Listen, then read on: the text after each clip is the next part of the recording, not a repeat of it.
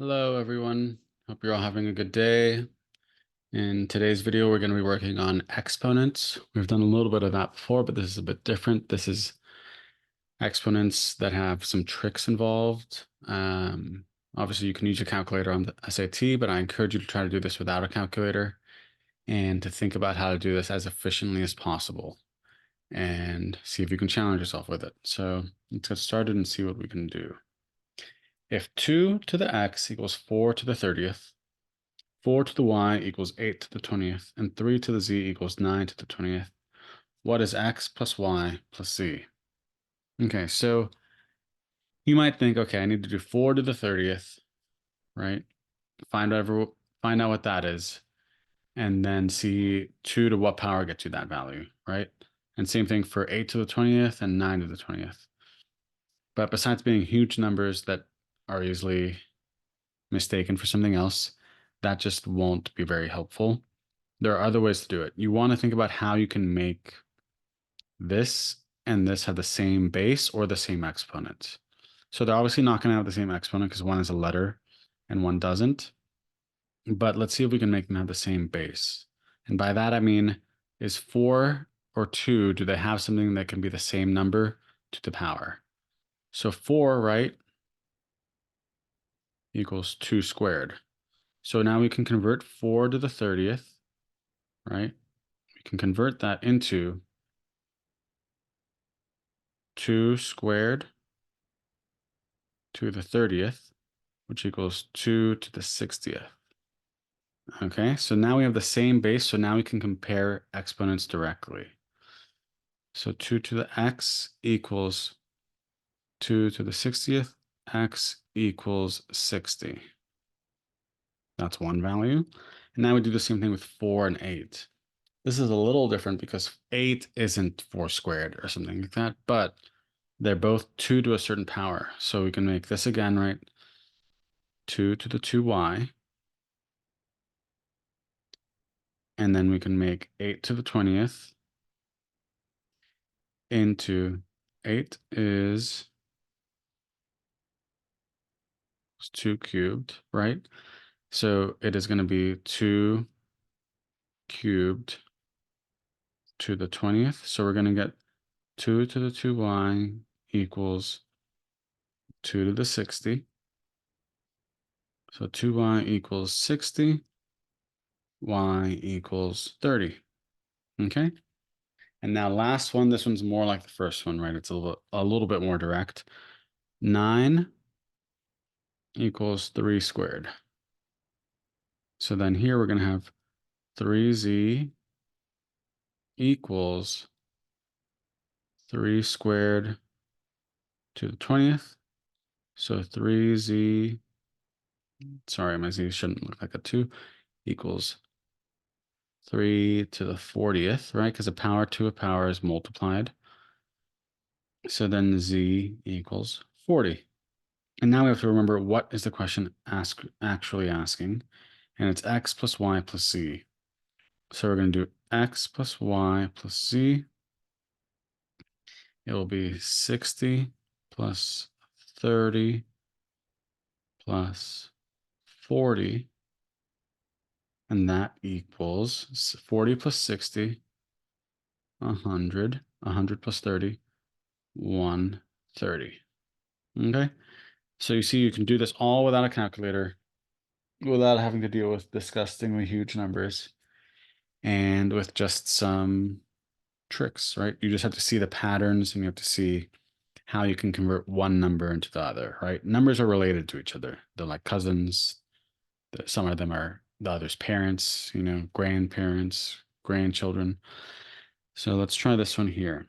If a to the 4x equals b to the 8 and b equals a squared, what is x? So this is why you can't just use a calculator and depend on that, right? Because here there's no base with a value. So you just have to convert and know the rules about exponents. So let's plug in. So we're going to have a to the 4x, plug this value in here, right? So you're going to have a to the 4x equals a squared to the 8. So a to the 4x equals a to the 16. 4x equals 16. X equals 4. All right, and you could have eliminated some. Well, I wouldn't bother with eliminating here. So then you just do this. So it's not that, it's not that. It is C. All right, and then we have one more, which is back to having numbers for bases, right? 32 and 4. Let's read it. If 4 to the 4 plus x equals 32 to the y minus 2, and x plus y equals 5, what is y minus x? So we have two equations, right? This one, and two variables. So we should be able to solve. Now, how do we make 4 and 32 the same base, right? Because we can't make the exponents the same because one has an x and one has a y, and we don't know their relationship. I mean, we do know it here, but we could plug in, instead of x, right, we could say x equals 5 minus y and work from there, but that's more complicated than this other method. So we're going to do 4 equals 2 squared. 32 equals 2 to the, anyone know? That's right, to the 5th power. And then now we can plug that back in. So we're going to have 2 to the 2 times, oh, I'll do that in a second. So 2 to the 2 to the 4 plus x equals 2 to the 5 to the y minus 2. So that's going to get us 2 to the 8 plus 2x and 2 to the 5y minus 10. Okay. So then let's get rid of the bases because they're the same. So we can say 8 plus 2x equals 5y minus 10. Then we can say y equals 5 minus x, right? Let's subtract 8 from both sides. And we're going to get 2x equals 5y minus 18. Or y equals 5 minus x. So we're going to plug that in. So we're going to get 2x equals 5. Ooh. 5 minus x minus 18. So 2x equals 25 minus 5x minus 18.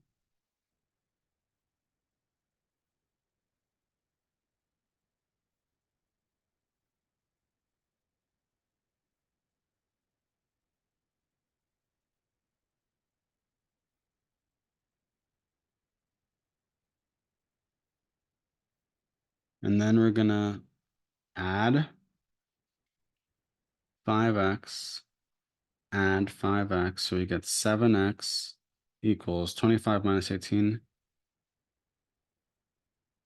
So it equals 7. So x equals 7. We can plug that in here. Y, or sorry, x does not equal 7. 7x equals 7. So x equals 1. We can plug that in here. So y equals 5 minus 1. Y equals 4. So then y minus x equals 4 minus 1. And that equals 3. And that's our answer there. So again, right, you try to find the same base and go from there. On these questions, there wasn't much using answer choices to give us data. I really wanted to focus on using exponents and manipulating bases and exponents to get equals and to not have to use calculators. So in this one, we get 3, right? In this one, we got 4 once we plugged in a squared there for b, right? And then in this one, We got this value right once we converted the 4 into a 2, the 8 and 4 into a 2, and the 9 into a 3. Great. So I hope this was helpful. I hope you enjoyed the challenge. If you like this, please like and subscribe to the channel. And if you have any questions or comments, let me know. And if you want to see more questions like this or other ones, also let me know. And I'll talk to you all soon. Thanks.